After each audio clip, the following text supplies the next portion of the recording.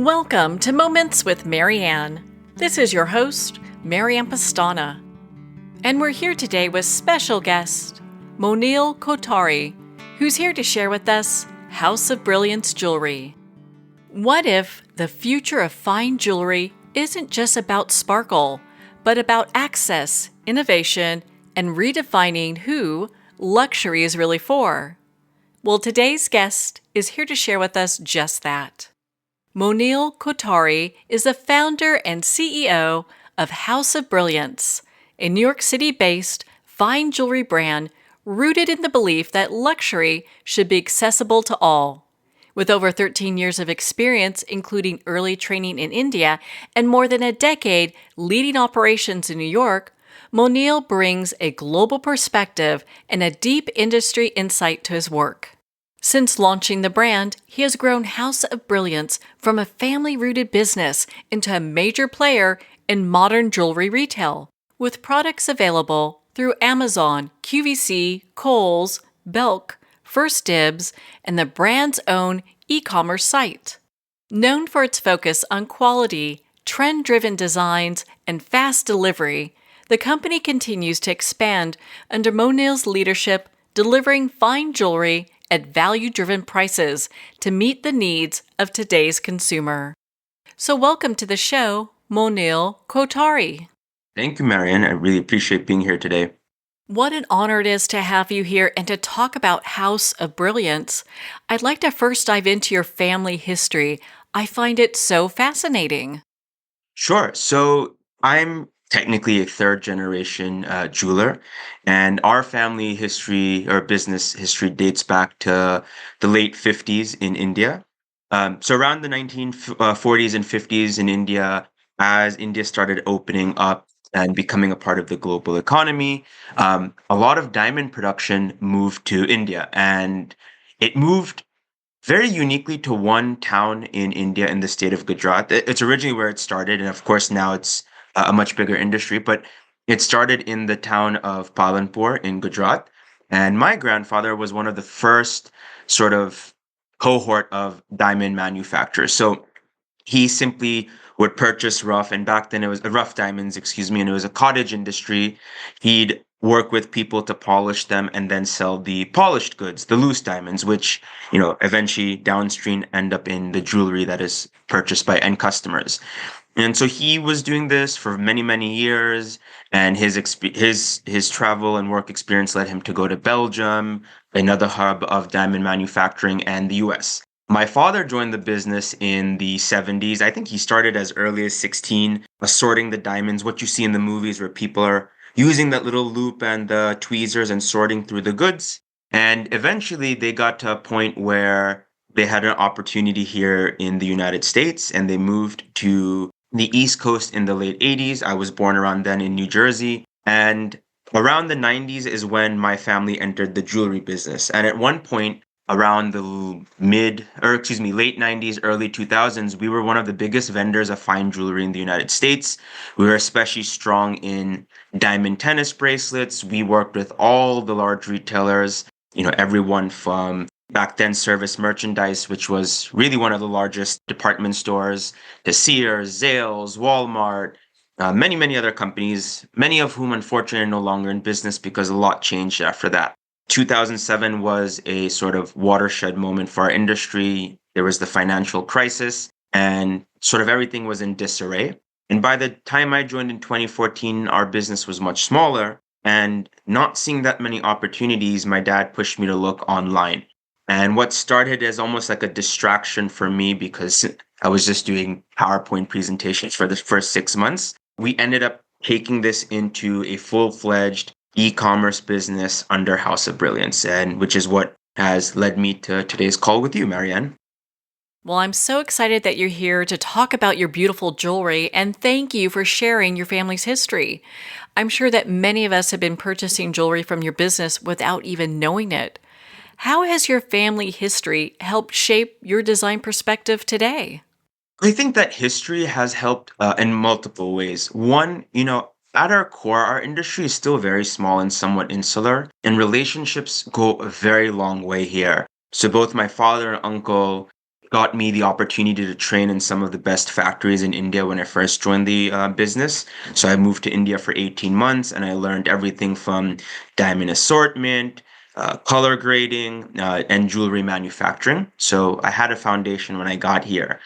And then more recently, their experience and in the industry has resulted in two other opportunities. For one, is we have customers that are more likely to work with us because of our storied history. Some of the customers who we do the e-commerce business with today, we were connected to because of my dad's relationships with them earlier on. And we've expanded a lot of our products. So, kind of talking to your design question. Primarily, we're a diamond fashion house. So, we are very strong in diamond fashion, tennis bracelets, earrings, hoops. But today's customer wants more. In House of Brilliance, our whole motto is something for everyone. And so, because of our relationships in the industry and the fantastic reputation my father, my uncle, and grandfather have built up over the years, we have a lot of, I guess, vendor partners who want to work with us to help push our brand forward by bringing us merchandise that we typically wouldn't have access to. My favorite example is brooches. I mean, I never thought brooches would sell till 2 years ago when one of my father's relations offered brooches. And within a year, brooches were the fastest selling category for us. So, again, going back to your question, I think design is one element, but it's our industry is so small. Your name really matters. And if you have a good name, it opens the door for robust partnerships. Well, House of Brilliance is really on the leading edge of design, fashion, and having jewelry for everyone. Is this what sets your business apart from other businesses? I think so. What I think, and this is the part that is so cool, and every day I'm still like in surprise when we get these orders, is by us bringing as many products to light online, we are giving customers almost anything they could possibly want. When you go to smaller sites, they're very curated capsule collections. And when you go to much larger retailers, they're very rigid in what product they will put online. And I think what we're carving out is this space for consumers to come and almost never be disappointed because there's always something for them. And a lot of this has been built off, again, the relationships that our family has developed over the years. And on top of that, we work with a lot of retail partners. For example, a QVC is a great example. By partnering with them, we're also giving their audience access to products that they wouldn't be able to find in their, local mom and pop shop or their sort of big box retail store. So I think that is the unique part. It's not, the brooch thing is a great example, and I'm not saying we have 1,000 brooches, but it underscores that online, when you're not limited by shelf space, as long as you have one item that somewhere in this world someone is looking for, that's like a beautiful arrangement. You're definitely on the leading edge of fashion and statement pieces. I've been looking at the rings and it has me kind of thinking, how has this digital presence that you've developed really helped move the business forward? I think there's always been a white space online with merchandise. I think what you've traditionally seen is people just putting out more of the same in diamond studs, diamond tennis necklaces, diamond tennis bracelets. A lot of the bread and butter, because that's proven and it's less of a risk. Our industry, again, is a little bit more traditional and risk averse. So it doesn't make sense for someone to just create a bunch of statement pieces on the hopes of selling online. E-commerce is very difficult, more so than now. The barriers to entry are also so low. So I think on one hand, a lot of what you see online is really more of the same. And on the other hand, a lot of the statement pieces, to your point, those are carried by the sort of famous houses, a Tiffany, a Cartier, a Van Cleef Arpels, and they have stunning pieces, gorgeous pieces, such storytelling. But a lot of that is not accessible to mainstream America. And so for us, what we're doing is sort of hitting that middle spot that neither one of those sides has touched.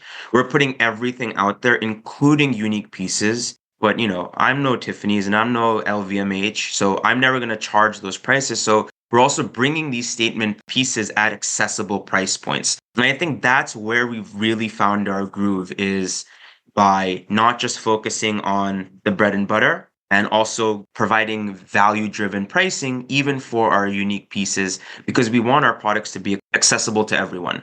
Well, you're definitely doing that. I mean, going through your website, rings, necklaces, I mean, you name it, you have prices that are really on pretty much every scale. What are some of the most best sellers or pieces that only the ultra rich can afford?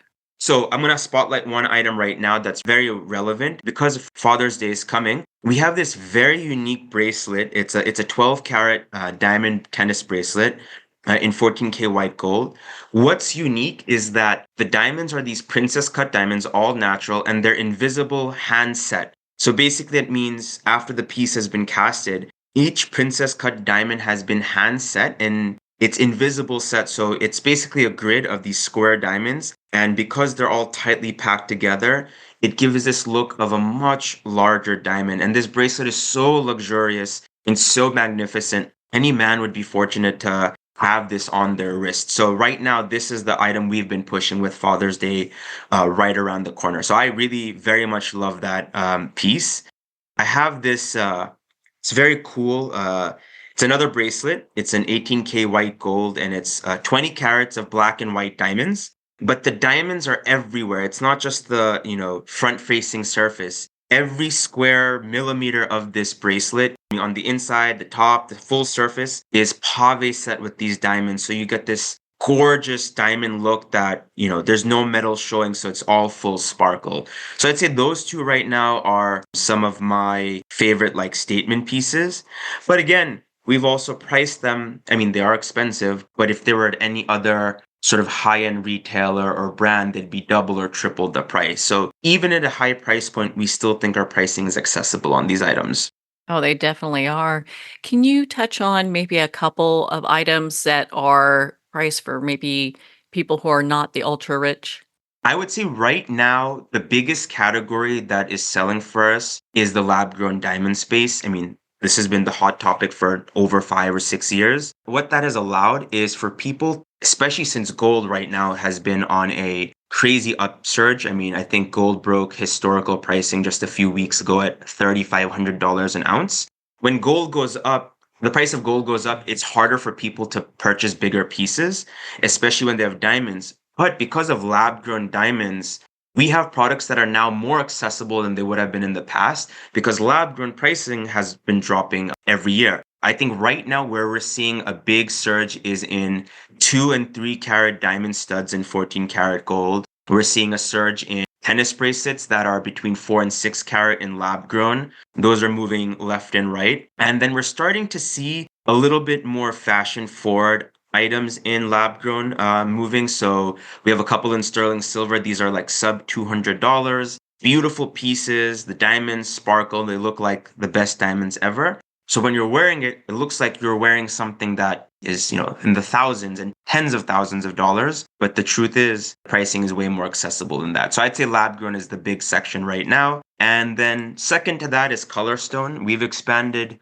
there a lot more the past couple of years. And so these are anything from rubies, emeralds, sapphires, tanzanite. Today we just sold pink tourmaline studs. This is again a big look for value, and I think this is another category that is underserved online, and we carry a lot of color stone product. And we've talked about the positives of lab created diamonds. Are there any things that we should be cautious about with them? Yeah, I think biggest issue our industry has made, and this is dates back more to the 80s, 90s, is that fine jewelry is an investment, almost like a financial investment. I think that's disingenuous. And so I think when we deal with natural diamonds, we strive our hardest not to push this as a financial investment. It's an investment in a relationship, it's an investment in you, but it's not a financial investment. So the same thing for lab grown diamonds. One thing to be mindful of as a customer is think of this as a purchase. Don't think of it as an investment. Know that the value of the lab grown diamond is going to continue to decrease over time. That doesn't diminish the item itself because you're presumably using this to express your love for someone or to celebrate a moment. So I always caution customers don't look too much into like the future value of your product and more so with lab grown diamonds. Such good advice. Well, I understand the system for grading is very rigid and that you created a distinctive collection of unique jewelry. I'd love to hear about that. That would be more of our unique one of a kind pieces. So brooches are again a great example. We have an animal brooch collection. So there's a giraffe, there's a Scottish terrier. We have a bunch of bumblebees. And weirdly enough, we actually sold a bumblebee brooch just a month and a half ago in a marketplace in Canada. So I think the animal brooches are really some of the more novelty pieces. And novelty doesn't necessarily mean a low price point item. It's more novelty in that it's so unique that no store is going to carry it because it's so niche. But when you bring it online, again, you just need that one person who loves bees to find our brooches on either our site or our partner sites and purchase it. So I think that's the stuff that I really love curating, are the unique one of a kind pieces. Oh, and bees are such a hot item. I'm sure you have people loving that collection. I am surprised every time someone buys a bee and or animal brooch, but I love it. I think it underscores our mission here, which is as long as we do our job of bringing everything online, we're serving the customer who's looking for these items. What do you think the jewelry trends will be for this coming fall? Some of the things that the data has been showing me is people are moving away from minimalism, which is weird because especially with the price of gold being so high, bigger pieces just tend to cost more, but we're seeing a drop in minimalist, like very sort of simple pieces, and we're seeing people go for bigger, bolder pieces because I think the past, 5 to 7 years, a lot of emphasis has been put on minimalism, quiet luxury. But just like any trend, things cycle in and out. And so what we've been seeing is bigger, bolder pieces selling. And I think that trend is going to continue. And I don't think it ever really left for the most part. I think humans always want something big and shiny to really stand out. So I think that trend is coming back up. And I think it's going to have staying power. And again, lab grown diamonds, at least in that subset of diamond jewelry, make that easier, make that more possible. You can get big diamond looks for a fraction of the price that it used to cost when it was only available in natural. So yeah, big and bold is what we're betting on. For those that are looking for engagement rings, what would you suggest? Engagement rings are so personal. I would say it depends on where you are in life and what you're looking to invest in that. I'm not a believer in that 3 month salary rule. I think that, again, is disingenuous. You should spend what you are able to spend. And so for us, we have a collection called Essential Vows on our site. And these are all bridal product that are accessibly priced because we want people to show their love through jewelry, which is so meaningful. So I would say start with our essential vows. Then we also have more of our unique, like one of a kind bridal rings. And these stray away more from the sort of classic 4 prong solitaire looks or the single halo. And I think our unique bridals tend to have more materials, bigger looks, more gold, big diamond looks. And I think these are really fun and go a long way to showing your commitment to someone. So those are the two areas where I'd recommend people to look into. And then what we're really building out is our lab grown bridal collection. So you're starting to see big, like diamond looks, but again, at more accessible price points. What type of sourcing process do you have for the collections that you develop? It's a multi-pronged strategy. So I work very closely with my father and uncle, and they work with their manufacturing partners in India. So a lot of the diamond product that we bring in is sort of designed around what's trending, what retailers are looking for. My dad has over 40 years of merchandising experience, so he takes what he has. What he's noticed in the past 2 years, a lot of the older styles from the 90s are starting to come back. So he'll work with the factories and we constantly have this pipeline of product development. So that's one element of it. We also work with a lot of partners here in the Diamond District itself. And what we'll do is assess what their strength is. So for example, we have a pearl vendor. We'll work with them specifically on pearl product. They're able to bring the best product, the best pricing, because that's their expertise. Same thing with the color stone. Same thing with lab grown diamonds. So here in the US, we try to find companies that are really strong at one thing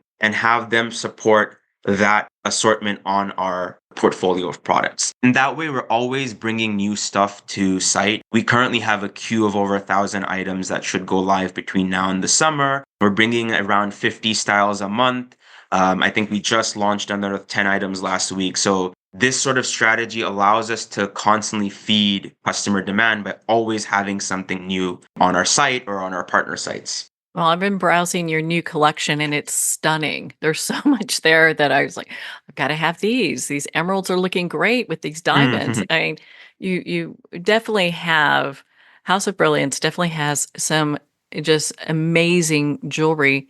Where can our listeners go to learn more about the jewelry that you have and to place an order? I mean, they can come straight to our website, which is House of Brilliance, HAUS.com. You can follow us on all the socials. And I actually made a special coupon code for your audience for 20% off, especially with Father's Day right around the corner. They can use code MOMENTS20 for 20% off. And this is just for your audience. It's specific for them.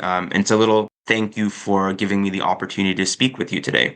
Oh my goodness, what a great gift that is. Well, thank you so much for taking the time to be on the show with us here today. And again, thank you so much for having me and letting me share my story. Well, thank you, Monil. It's been such an honor to spend this time with you and to talk about House of Brilliance jewelry. Make sure to go to houseofbrilliance.com and use Moments20 for your 20% discount on your order. Well, we're at the end of our time today. I'd like to thank everyone for tuning in. You've been listening to Moments with Marianne, where we make every moment count.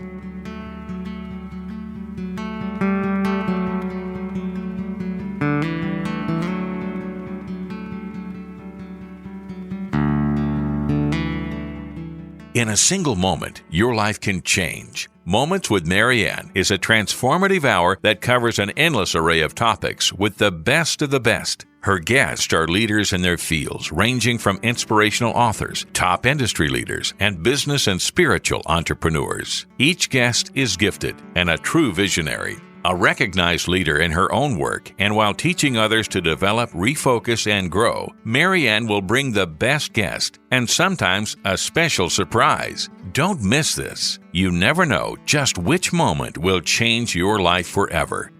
Make sure to tune in and visit momentswithmarianne.com for more information.